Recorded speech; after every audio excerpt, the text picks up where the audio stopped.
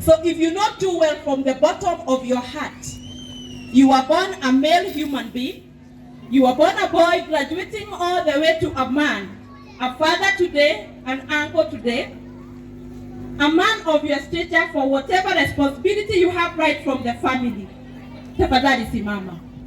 Kama unajua kwa uhakika wewe unakuanga mwanaume, tafadhali simama.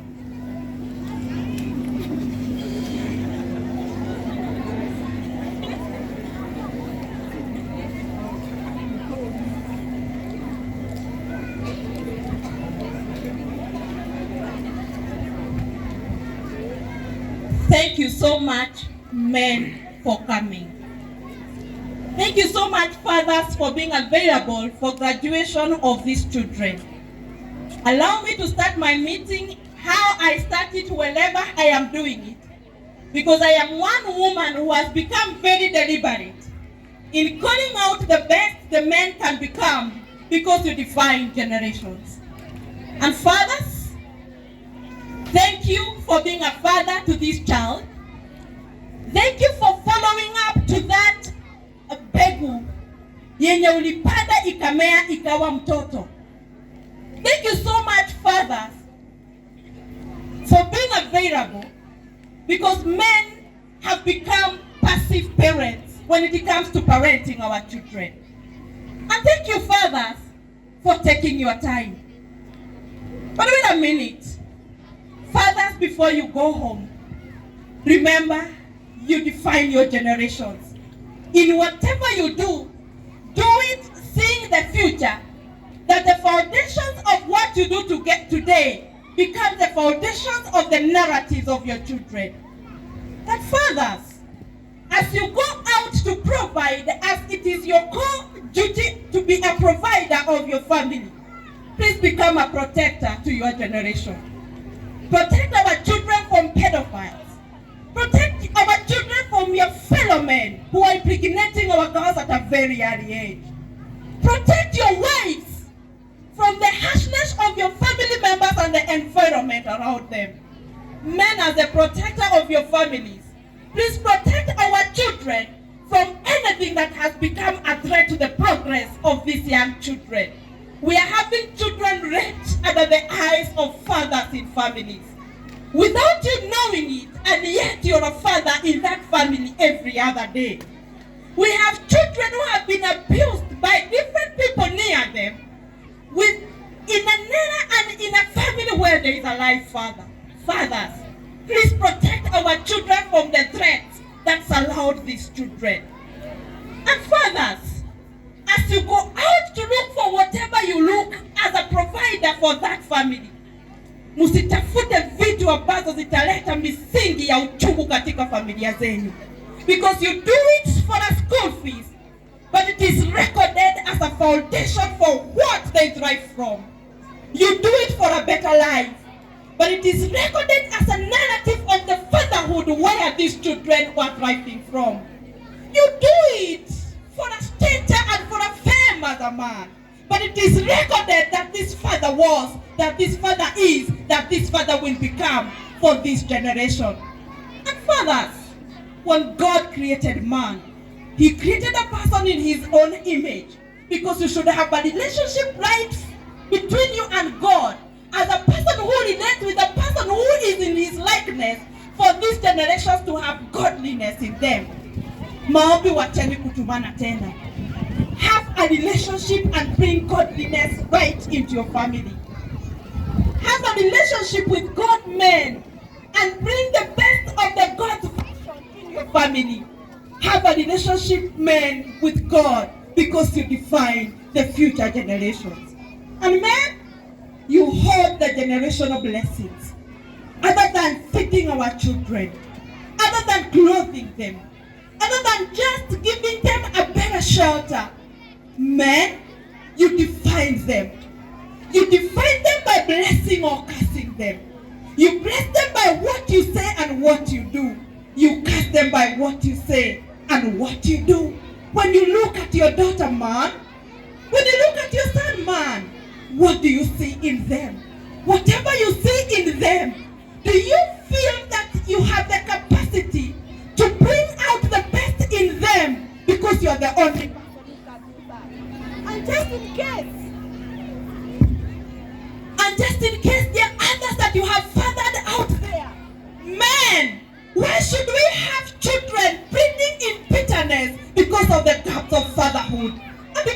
you're alive. And because man, you have an opportunity to interact with a growing up child. And because man, you have an opportunity to rewrite your story. And because father, you have an opportunity to show the boys who a man is. Please do it in your conscious brain. I am a Kikuyu girl well bred from Murang'a County. And in my culture, when a man or when a girl, when a boy was born, in the traditional setup, in the traditional setup, where the traditional birth attendants were delivering our women, we welcomed our children with 5 annulations for boys and 4 annulations for girls. Sindio wa mama. And those annulations meant different things for 4 things for the children who is a girl and 5 things for the children who are boys. And man, the reason I have requested you to stand, I may not take time to tell you exactly what the 5 meant, but as you go home, the one in the system, the annulation of the braveness. Men, we are having generations without direction because men have not been brave to direct their wives and their children. Men, we have had generations full of frustrations because men have not been brave to say no to things that are fueling generational bitterness in their families. Men, we have had boys and young men without direction because men of their time have not been brave enough to draw the right roadmap for the boy graduating to a man. We have had people who cannot make decisions because they have not seen fathers make decisions. We have had boys who have become just a pest to women because they have not seen their fathers provide. Fathers, when you pay the school fees, let your child know that you have done it, because by doing so, you defend that responsibility to that boy, and they will not sit down to wait for a support system from a woman of their time. Men, when you buy food, let them know you did it. Not because they must know, but simply because you must define the gender role responsibilities at the family level. Because I am quite tired having men graduating only to see another woman clothed in a man outfit. I am so tired kuinteract na wanawake wanaume wameutawa na umama kwa sababu hawajaona baba akifanya. When your boy is asked who the father is, what do they call you? They call you what they see and what they hear. They call you what they see and what they hear. Please, fathers, define them. And as you sit down, please support this vision of this school. One thing I love about men, whatever they support in one cause, and whatever they say no into one cause. Na mkiumagara ile siku yote mtapokwenda huko nje kutafuta chakula, kutafuta riziki ya familia yenu. For the reasons of the threats surrounding you, may God show you his face. And on behalf of your women, on behalf of the mothers, and on behalf of your wives, who sometimes are not very kind to you, who sometimes do not appreciate the threats you have to fight out here as men to come back home to us, however you come back home to us, I sincerely do apologize. Tuoherei na muturerere jiarwa ila kinyanira na kiradimo gya kwako wao. And because you came, we shall do the 5 annulations for you. It was said when you were young, but you could not understand. But now, we want to say them to you that we may prophetically tell you we need to see a brave man for this generation. We need to see a brave man who can define the boy's part. We need to see a brave man who can define the men in the generation of these girls, because the first man a daughter interacts with and the first man a son interacts with is simply their father. So atumia nitokugage midano tushangilie hawa baba because they came, because they have been with us, and because they have taken it upon themselves not to passively rent and not to go to kuangalia broti maguta leo ni Saturday. Today is December when there are so many things that are happening. But man, you chose to be here. Atumia dunia bere. Wamama mtasisema tafadhali. Ya pili.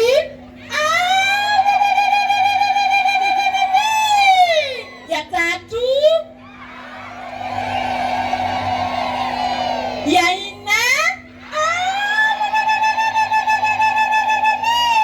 Na pia ya tano.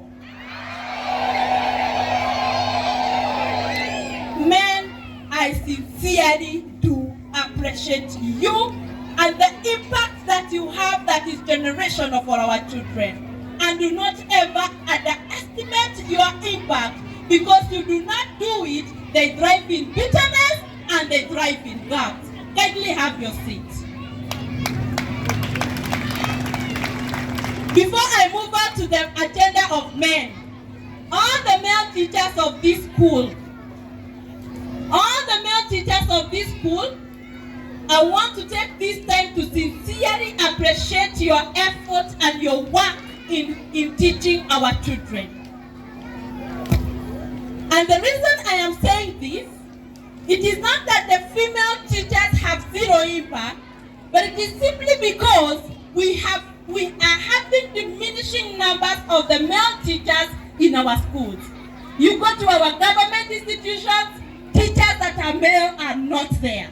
You go to our institutions, walimu wote wamekuwa walimu wanadada. So for those male teachers who have taken time to mentor our girls and to mentor our boys from a man's perspective, I sincerely do appreciate. And if you have a male teacher in this school who teaches your son, who teaches your daughter, who teaches your child, please always appreciate these men, because male teachers are diminishing in our school setup and they are no longer there in our schools. Now, I have a message for you mothers, because we have noted with a lot of concern that we are having a breed of very lazy mothers in the kitchen.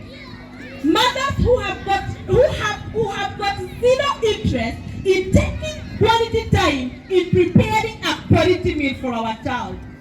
Women in the house, I want to inform you that our children do not feed to fill their stomachs, they feed to grow up. And our children, they feed for their brain cells to grow up, because it needs the right nutrition, because this is a growing child. And mama, if you're a pizza woman, you are lucky, because you do pizza on the foundation of mokimo na kimayage they eliawewari yogikura. And mothers, you might be a chips woman. Ule napenda tu kukula mapochopocho matipo na hizo vitu zingine. You're very lucky, because you're doing it after your parents did a very good job in giving you quality food as you grew up. So chips and pizza might be your choice, but it's not right choice for these children. Chipsifunga na getheri ya bao yenye hujui imepikwa na nani might be your choice, but that should never be a choice for these children. A spaghetti na macaroni might be a choice as a mother, but it has got zero nutritional value to the growing up child. And it is sad that mothers who look good as you look, mothers who look smart as you look, that we are presenting malnutrited children in our facilities simply because mothers became lazy in the kitchen. Mnataka chakula ya haraka haraka iive watu wakula waenda kwenye wanaenda. Mnataka getheri ya bao yenye hujui imepikwa na takataka gani, kwa sababu wewe wakati wa kupika chakula hauna tena. Mothers, the moment you became a mother, please take up the responsibility of giving the nutritional foundation to this child, because they depend on that for the days they will live. It is so sad that in our facilities, juvenile diabetes imeenda juu, sukari ya watoto wadogo imeenda juu. That ana hii ni sukari yenye mnapikia katika kitchen zenu. High blood pressure for our children is being reported every day in our facilities. Why? Because you have got no enough time to to prepare a quality meal.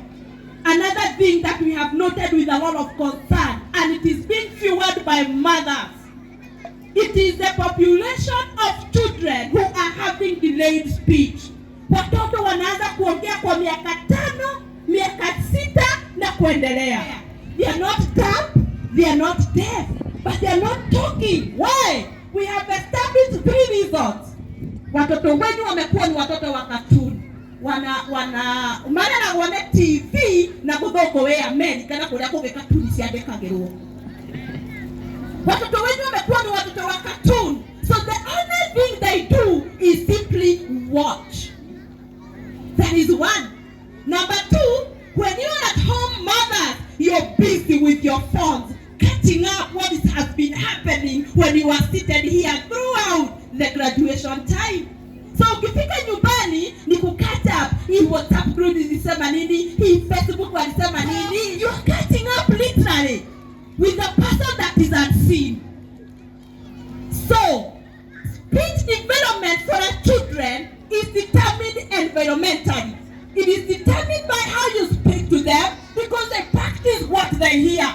Na ndio maana wakianza kuongea wanaitana baba, wanaitana mom, because that they practice what they see you do. You don't speak to them. How will they develop their speech? You leave them to the cartoon. And even mpaka msichana wa job unamwambiaga mtoto akikusumbua wewe mwekee cartoon atanyamaza. Alafu akiwekewa cartoon. The third reason that we are having delayed speech ni kwa sababu we are having another breed of mothers who are feeding their children from what we are calling, we are calling prescribed diet. Keto diet, sijui lactating mother diet, sijui weaning diet, kaya tumia. Let children be natural. Please mothers, let children grow up naturally. Because you are coming up with a plan, with a meal plan. Imagine a mother comes to the hospital and akwambia, you know, na unamuuliza na huyu mtoto wako unapatiaka nini? You know, I have a plan that I read online. Hii plan inasemanga uchukue apple, you steam the apple. Taiwani, you steam the apple. Or steam ituda. You steam it and then you blend it. You make apple puree. Wamama tuko pamoja. You make apple puree, alafu unaenda kwa bowl, mtoto unampatia anameza. Chakula ya mtoto mkiwini mtoto ni kupiletia mtoto kila kitu. So the children do not practice the movement of the jaws, and speech and jaw movement are 2 things that must go together. Ukiongea lazima jaws zifanye nini? Lakini nyinyi mnapea puree, carrot puree. In fact, last week we saw a baby who was on it on the makinya, the food, because mama akona diet ya America inaitwa carrot puree. Kwa hivyo yeye ni kublend carrot na kupatia mtoto by force. So mtoto anataka mpaka orange color ya hizo carrot, because mothers have I think mothers are thinking that naturally growing up your children is being out-fashioned. Wale ile kizeni doge kura. Ulikula kima ya kizeni na ukakuwa wewe. Ulikula kizeni kwenyu ama zina traditional food mulikula na mukakuwa nyinyi. Mothers, please let our children grow up naturally. Because the moment you define the natural way of growth, you affect so much about the progress of that children. And they grow up with very delayed milestones. And mothers, feed these children the natural foods. We have enough struggles to deal with. Do not fuel diseases. Do not fuel issues from your kitchen simply because you're lazy and you think eating pizza and eating cheese and eating whatever else, spaghetti and those other things that you give your children, and you think that is the best kind of a meal to give your child. And anyway, if you're not interested in doing it for yourself, please do it for me. I have a son here who might marry your daughter. Me, I don't want a daughter-in-law with issues that were fueled in a mother's kitchen. I don't want that. I have a daughter. They might be married by your son. I do not want my daughter to start struggling with health issues of her husband, of issues that were fueled in a mother's kitchen. Please take time, give quality. Greed is not stupidity. Fruit in the right form. See Ushaba. Please give these children the natural things.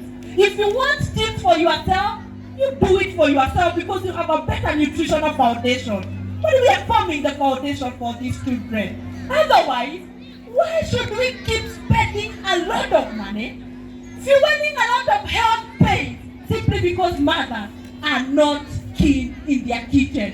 And parents, I have a problem with a generation of parents of Kenyans who call themselves this Kevin called middle level Kenyans. An imaginary Kevin in the mind. Why am I saying it is imaginary? Because this is a clique of parents who think that they are the only people who can make the right decision for their children. I want to tell you, parents, that your mothers in their illiteracy, in their village, in that village where you grew up from, they trusted the government for your immunization and vaccinations for you to live. True or not true? Na mamako hakuna kitu kingine alikuwa anajua. Alikuwa tu anajua nimeandikiwa kurudi hospitali Made. Na Made true to it. Atakurudisha wewe kama mtoto wake aende apewe chanjo. And there's nothing more she knew. Na hata nikuambie, hata kusoma hiyo diary, hagesoma ni kuambiwa na nurse na Made tarehe 5 urudisha mtoto chanjo, and they were faithful to it. Parents, what have happened to the generation of the parents today who think that the same government your mother trusted for your life cannot be trusted for the life of this child? Parents, what has happened that we are the people who are fighting systems that make the lives of our children even more better. Health is beyond us, and we have systems for health for our children. Tukisema kuna COVID vaccination, wataki kusema Google inasema, nilisoma haifai. Who is higher? Tunasema we are doing HPV for the girls of age 10. Hapana, Google inasema, Google ilikataa. Itake Google imekataa, lakini mtoto ni wa Google. If you need right information, if you doubt any program, please ask that right information from the right people. When we say the government has a program to vaccinate girls against cervical cancer, Google ilisema, Google ilikataa, Google inasema, mingi sana. Wewe kwa sababu huyu mtoto ulipeleka polio. Polio ni nini? If I asked you, you took your child for polio. You took your child for penta at 14 weeks. What is it? But because that time you didn't know Google inasema, Google ilikataa, CNN ilisema, BBC ilisema, wakati huo huko unajua hizo, you trusted the government for the basic vaccinations of your children. Mothers and fathers, please, if you are not confident of a message or a program that is school-based, that is targeting your child, ask the right sources. Because we are denying our children an opportunity to grow up in a healthy manner simply because of the opinion and the attitude of the parents. So your mother did the best, your father did the best. Please do the best that you can for these children. Parents, it is very okay to let your children interact with other extended family members because that is where their identity is. But also at the same time, there is nobody else who can bring up a child better than a mother or a father. True or not true? Number 2, there is no other person under the sun who has the obligation to protect these children from all the threats that is glaring them better than a father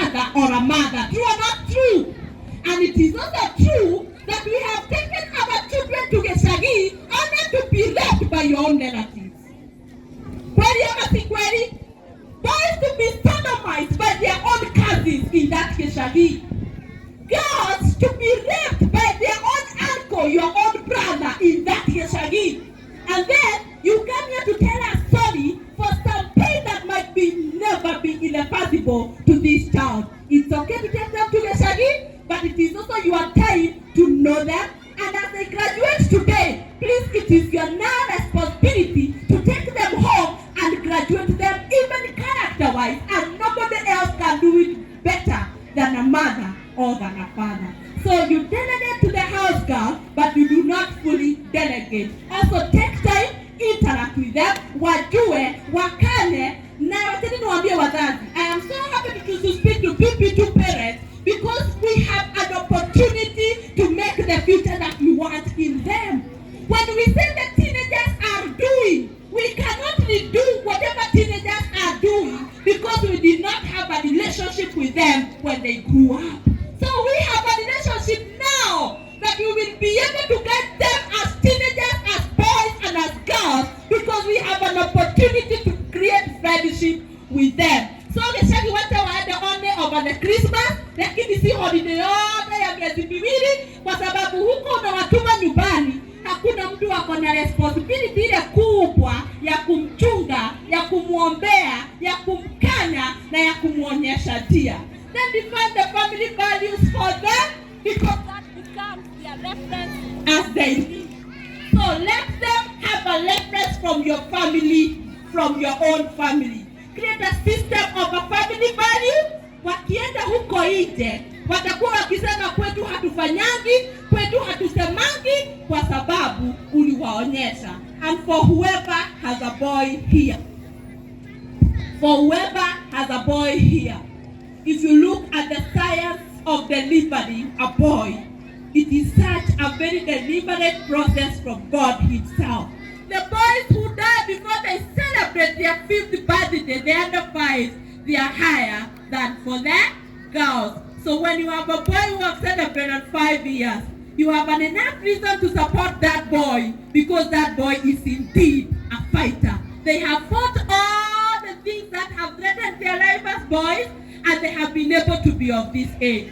If you have a girl, you have a future in them, and they have been able to fight also the threats that are allowed in them as the girls to be of this age. We are not people who will fail them.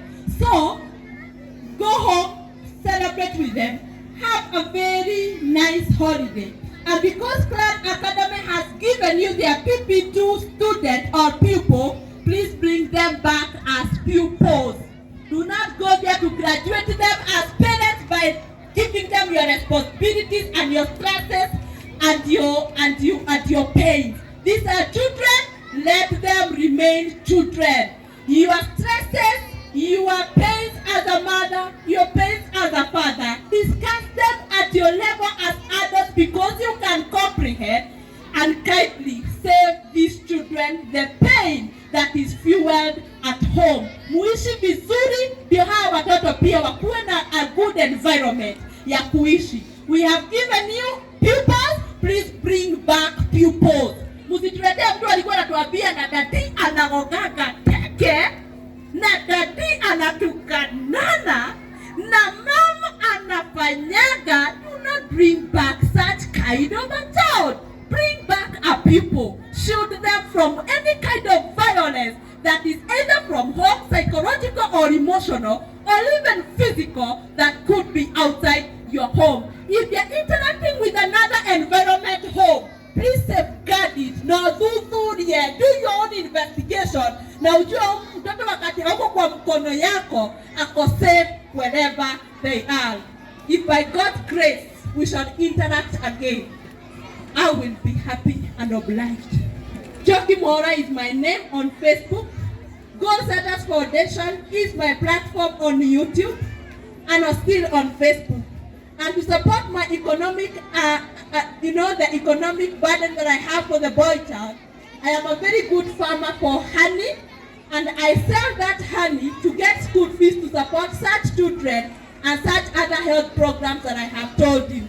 So if you ever want a very nice honey, which is done very professionally, and which is even assessed in public health labs, you can always reach out to me and have it for your family. Otherwise, until I see you again, may you have a very, very Merry Christmas, a very good Happy New Year. If you have such a boy who has such a medical case, who could be your boy, who could be your sister's boy, who could be your neighbor, who could be whatever a boy within your space, please forward them to me so that we shall restore their esteem. And as they grow up, they will not have esteem issues and confidence issues for a medical case that should have been addressed when these boys were young. Mothers, as you go out to look for riziki yenu, may God be with you and may God keep you alive, that these children will be proud having an opportunity to be brought up by mothers who gave birth to them. Fathers, as you go out to look for riziki, may God be with you and may God protect you from all the threats that is glaring the man out there, and may you always fight peace at home, and may you always live peace at home, because whatever you live is what you fight, and whatever you give others is simply what you receive. And above all, let us live as parents who are visionary, who are ready to give these children a very good environment, who are ready to define a reference from our families for these children, and who are ready to live to the best of what we have envisioned for these children. We have given you pupils, please bring back pupils. Do not bring us back wamama wadogo ama wababa wadogo kwa sababu ya zile mizigo mtawabebesha. Simply bring back pupils and protect them over all that long holiday, because we would be very happy to hear that our children were safe in your hands, that you protected them, and that you even prayed for them. And because God is the one who makes everything good in its own good time, may these children forever be a blessing to us, and may we forever be proud for having given birth to them. Until I see you again, asanteni sana, kwaherini, bye bye.